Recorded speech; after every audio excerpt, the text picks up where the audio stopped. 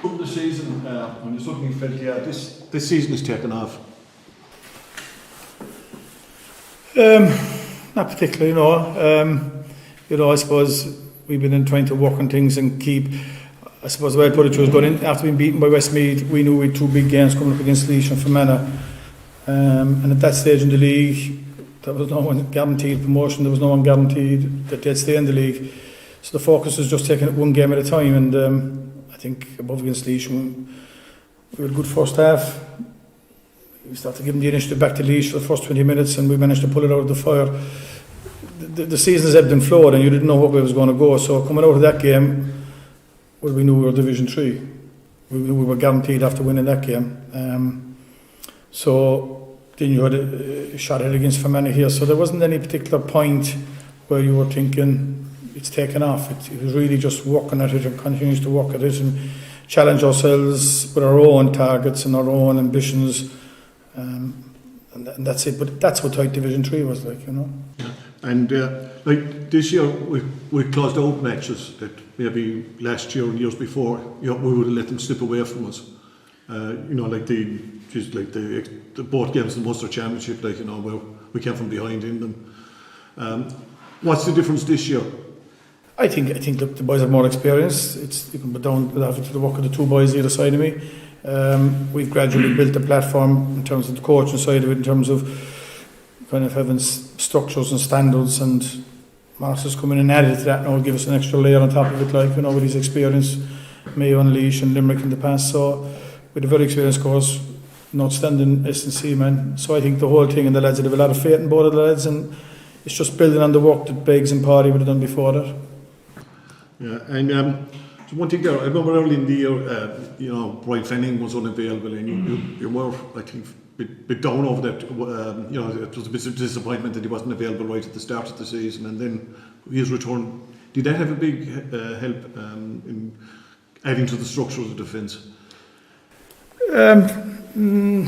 Might have panned out that way, but that wasn't the plan. Because when you come back in after that, you have to wait your chance. You give the jersey up to someone else. That person owns it until something happens. And I think what happened against Owen Laois, Sean was on a yellow card and he got a tick, and we had no choice. We had to bring whatever we had panned out. It fell for Brian. It wasn't based on the fact that he had been with us for the previous 2 years. You hand up your jersey to someone. If they're going to hold on to it, they'll keep it. We've got to bring a bit of honesty to the group, and that's what we've always been, and that's the way it's worked. It fell for Paul Maher earlier this year as well, with a couple of injuries going into the Longford game, and we lost Mike Donovan after 5 minutes, and we had no choice to put Paul in. There was things going on that just weren't with us at the time, and you fall down the pecking order, and that's where you stay until the door opens. But the lads, in fairness to them, have the bit between the teeth, and they understand that, and they keep working at it. And if the door opens faster for some and it doesn't open as fast for others, but it's up to the player then to be ready to kick down the door and cause us headaches into who we go from thereafter. Billy, will they obviously being on the road for the first two games in the championship, will that stand to you going travelling to Kerry? It'll help, just in terms of the logistics of it. I think we done 2003. It was a hard experience going back to. We got caught in the traffic and it was mayhem. Therefore, trying to get into Killarney for that Munster final.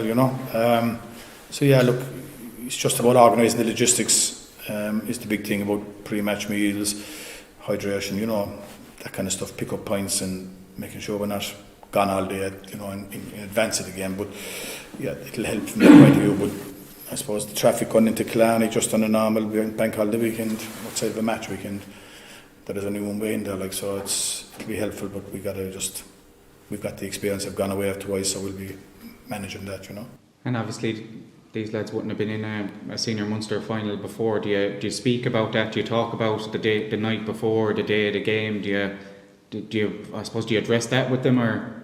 We touch on just keep routine, keep it simple. It's another game. Don't deviate away from what we've been doing. You deviate away from it, you're focused on the event rather than the game. So yeah, we've touched on it, we've spoken about it, and keep it simple, routine, and manage the nervousness when you come into it. You can be sure the Kerry lads a little bit of nervousness as well, because someone like Graham O'Sullivan, who starts, it might be his first Munster final, so there'll be lads nervous and there'll be energy, you just manage it. That's the way it goes, you know. You look forward to a healthy Limerick support on the day, and Yeah, I think so, you know. I think in fairness, when anytime Killarney is a great place to go for the Munster final, just great setting, and you know, West Limerick been a lot of people supporting them, so they might make the journey, you know. Things aren't straightforward with the final yesterday. We have a Munster final coming up after the week after, so you know, petrol and accommodation, it isn't straightforward as it used to be. But look, we'd hope for a sizable crowd there from Limerick to support the lads.